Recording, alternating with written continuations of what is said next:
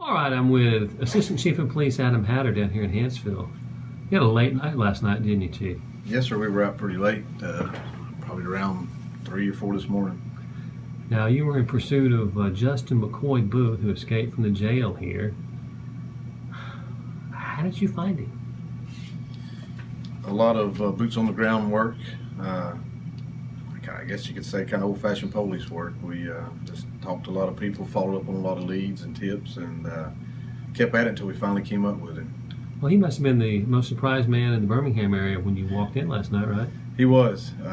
He and along with about 14 others that were in a house in Birmingham, south side of Birmingham. So he was surprised. Now, I realize you can't talk too much about what these folks say, client privilege, but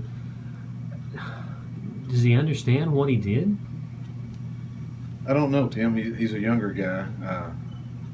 No, he understands what he did was wrong, and he understands it. I don't think he understands the gravity of it. That we still have an officer in ICU, basically because of his actions and the domino effect. And so I think if he doesn't realize the whole gravity of it, he will before long.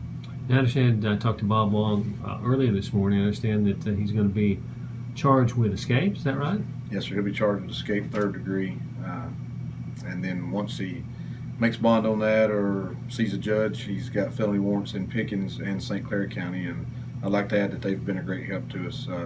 Both counties have helped us out a lot. What? All right, now I'm with Lieutenant Brannon Hammick. Brannon, I guess I'm asking you a personal question. I'm pretty familiar with both of you men personally, yourself and Chief Hatter. I've watched you on cases, on crime scenes. You're very rational, very methodical. You never get too wound up. But this case struck me as it must be different because one of your own went down. Did that affect anything in your pursuit of Mr. Booth?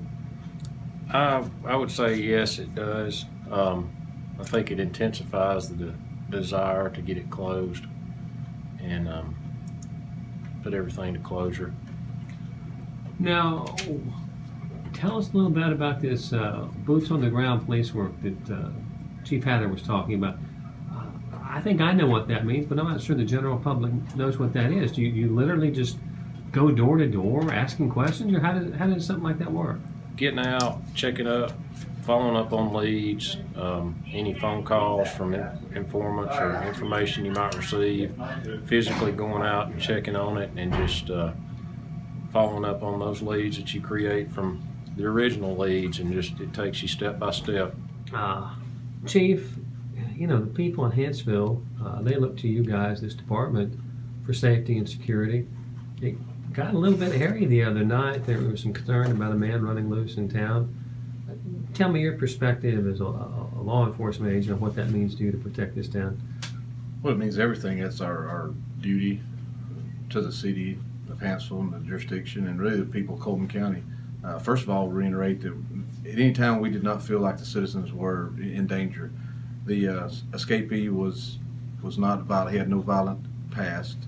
They were property crime felonies, so we didn't feel like they were at any kind of danger. But it was our top priority from the minute he walked away from here. We had all of our people on it, from the chief of police all the way down to our patrolman.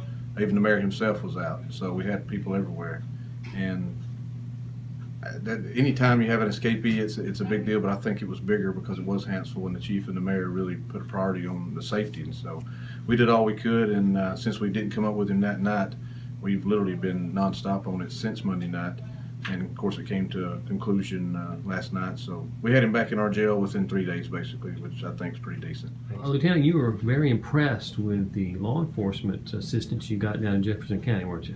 Yes, I was, and on the heels of what Chief Hatter said, I would like to commend the Jefferson County Sheriff's Office, and those deputies are something that the sheriff and the chief deputies on down to the road deputies should be proud of. They were very professional, and their desire just to assist and do whatever we needed to help us get this resolved was just, it was really amazing.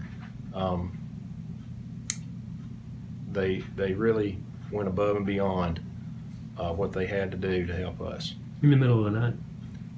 Yes, they were there basically They were actually, two in particular, two of the deputies were actually off duty, had finished their shift and stayed over to help us basically indefinitely from what I understood. Well, I talked to Lieutenant Brannon Hammick here in your department earlier, and I've never heard him rave like he did. He was very impressed by Jefferson County and all the help you've got from law enforcement agencies around the state. It sounds like you got helped out here. Yeah, those two counties, first of all, they started from day one because that's where Booth had the other felony warrants, and he also had some prior addresses there, so they've helped us out a lot by hitting those. And yeah, Bull's exactly right. As far as we can't say enough about Jefferson County Sheriff's Office. They pretty much gave us two guys last night when we showed up there, which was late, and they stayed with us the whole time until, like I said, probably 2 or 3 o'clock this morning. And they were a great help. So the Sheriff's Office and Sheriff Held, we can't thank them enough.